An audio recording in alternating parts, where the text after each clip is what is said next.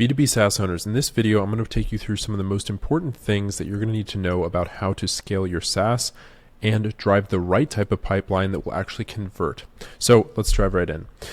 Now, what I want to talk to you about is something that I'm seeing a lot of our sales partners and sort of SaaS scaling partners deal with, which is they're getting a lot of people to sign up. They're getting a lot of lead flow, but it's not translating into pipeline that's closed. So that's really what I want to address today, is explaining how you can start to drive more qualified pipeline to your sales team so that your entire marketing and sales divisions are more aligned and can ultimately convert more revenue. So the way that this looks is typically there is this issue comes up. So a lot of SaaS companies are getting a lot of leads, right? And so this could be through a variety of different ways, but typically you have a organic and a paid media initiative. Okay. So let's do it like this, paid, right? Now, the volume of leads that are coming through, it depends on the split, but really what matters the most is that when these leads, and a lot of times they are coming from paid, what happens is they'll see an ad, and from this ad, they're just going to, be pushed to probably book a call, right? And so it's going to be something that's pretty much like a contact us page. And honestly, this is pretty much what happens. And, an SDR calls or texts, right? And then they book an appointment. And then from there is an AE / just closer on the call. And then eventually you have the sale, right? So this is kind of the typical process that I'm seeing a lot of companies using right now for a prospect to close, right? Now, here's kind of the problem with this, is that by the time you actually, this is if it's a one call close. And so I'm taking a lot of things for granted here because your company is probably going to be a bit different. Now, I've recently seen a lot of videos, especially coming from a lot of big executives in SaaS companies in Silicon Valley in the last couple of weeks. They spoke at SaaStr, and they were talking about what is really working in 2024 and sort of in Q3, etc. And I was really surprised because a lot of the stuff is not groundbreaking at all of what they're saying and how they're booking meetings. And it sounds like they're all kind of facing a very similar issue. Now, the other thing to understand here is that when you're doing a sort of a booking system like this is oversimplifying it a bit. I think we can take one step back and show you like what it typically looks like if you're going up market. So this sales process that I've outlined here, this would probably be closer for your SMB market, right? Let's just do a yellow for this. Cool. So this is for SMBs, right? Now, this is honestly okay, but you're not going to have a great close rate here. And it's going to be the same when I go through the other sides of the market. So if we go down here, you have enterprise, right? So for enterprise, it could still be this same funnel, right? It could still be, they start by seeing an ad. They have some initial, whatever it is, maybe it's a white paper, maybe it's a case study, right? Whatever that is. Then they do have a contact us, or, your team reaches out depending on what that is. And it's a similar sales motion. Now, the problem is just having a sales team, like a sales rep here, having this call, it's not going to mean there's an immediate close. So this is really where the delay comes in. And then this is just add in an extra, it really depends, but it can be anywhere from 1 month to, it could be even, I've seen 12 months plus, right? There are multiple different time delays here, but this is really the thing. And it takes a lot of follow-up, a lot of other things just to get the deal across, right? So this one over here for, say, an SMB, this could be a matter of weeks, right? You could legitimately close a customer within less than 1 month, right? And so this is actually like quite a big difference here. So I'm going to make this a bit bigger just so you kind of see the difference. Now, the interesting thing is what most people know, and is kind of what we're seeing right now, is that a lot of people want to go mid-market, right? And mid-market, just for your understanding, is like if a small, medium business is sort of like a mom and pop restaurant here, say it's like a restaurant, like a steak shop somewhere around next to your house. there's only one of these, right? The other version of this is the enterprise, where say they're like a national chain in a restaurant that's really well known. So like think about like a McDonald's or a Starbucks or something like that. Now the mid-market is super important because the sales cycle here, like we're not going to get into the specifics of the difference in the sales process right now. We will in a moment. But here, this could still be within 1 month to, say 6 months or even less. You could do probably 4 months here. It really depends on your industry, right? But that said, it's doable, right? Like where this is, it could be a full year or longer. This is just a little bit longer. It's marginally longer. So it's still preferable for you to go after this market size, right? And sort of these people. Now, all of this said, what I'm noticing in sort of the trend right now in SaaS in 2024 as I'm making this video is that a lot of people are going after mid-market companies as their target customers and SMBs.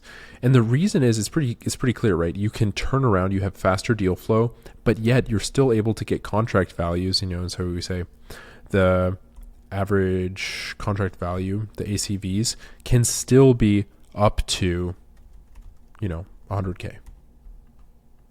Right. And this is usually down here. This is below, typically. And these can be, hundreds of thousands, but usually these are, anywhere from 100,000 to multiple millions plus, right? So this is really where people get, a lot more money for these contracts. But, you're probably also going to have someone who's flying out. They might even have to take a plane, right? They might have to have multiple meetings with a lot of different decision makers. So sort of the interesting thing that I would have you take away from this is if you look at these different parts of the sales cycle, what's the key differentiator of how much throughput the system can handle? Right? So let me explain that one more time.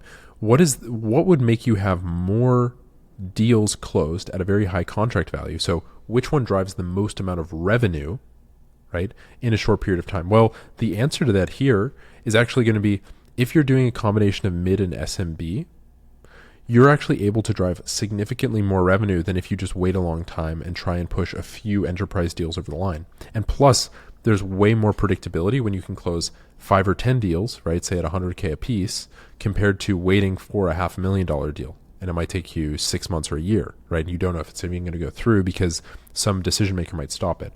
So the crucial part of this, in looking at mid-market, is how can we get the person on the phone? Like, this is the very important part, is how can you get some prospect to jump on the call with you where they already have enough context where you can reduce the amount of time it takes to make the decision? How can you get someone who is a decision maker on the phone, or get them on the phone within 1 or 2 calls of that initial contact? That's really going to be the key differentiator of how you can make your marketing and sales more efficient, right? So when we look back at this at the sales cycles that I mapped out, just seeing an ad is not really going to cut it. I mean, we can dissect the rest of this later, but really what I'm showing you is like what we're doing internally, what we've built out for ourselves, the ads and sales funnels. This is just recently, right? You can see this is in the end of the month. Going into September here, a few random screenshots, right? We've got leads coming in. These are just sort of pasted together, but we've got, say 10 to 50K per month marketing software is coming in. We're working with SaaS companies, right?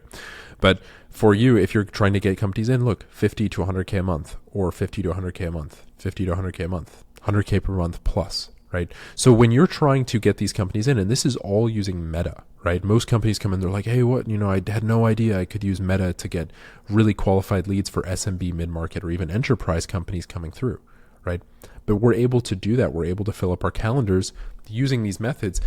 And the real differentiator is we're not just putting out a very corporate ad that says, hey, this is what our product is. A lot of companies in SaaS will just go out there and say, hey, we do logistics for warehousing companies. Use our software, right? And it's just like a person smiling with holding a package and, thumbs up. That doesn't work, right? Throw that out. Most of this stuff really doesn't work. And it gets you a lot of the bottom of the barrel traffic and people to come through and talk to your team. They are wasting your sales team's time. So you're going to end up canceling a lot more people. Yeah, it might be cheap to get 100 leads. It might be $10. It might be $50 or even $100 to get leads like that. But you're going to get on the call. You're going to want to cancel it. You're going to send it to your SDR team or triagers to cancel those calls, which is extremely inefficient.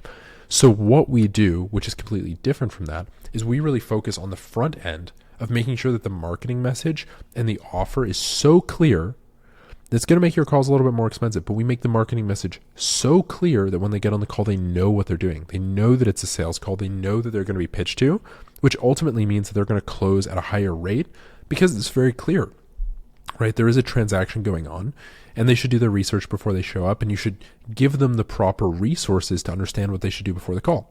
So again, they see the ad, but rather what we're doing here is we're educating the lead, and we're giving them the assets that they need to make a decision. And if they can't make a decision, it's giving them enough so that they can bring the right decision makers to the call, right? They can bring the CEO, they can bring the CMO, the CTO, whatever it's going to be, whoever needs to jump on that call.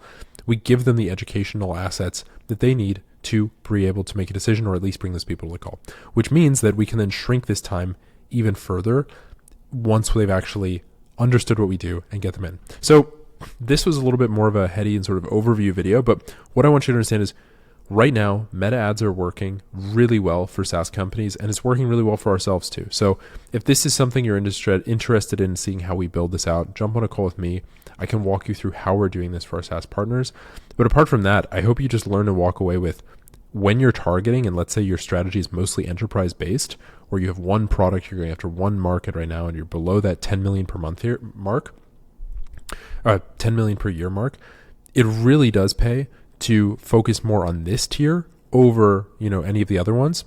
And if you're focused just on SMBs, do move up market, because you'll be able to close a higher ACV and really start to prove your offer and your SaaS in another market. So don't want to keep this video too long. So that is it. Thank you so much. Subscribe if this was helpful, and drop any comments if you have any questions. See you in the next one.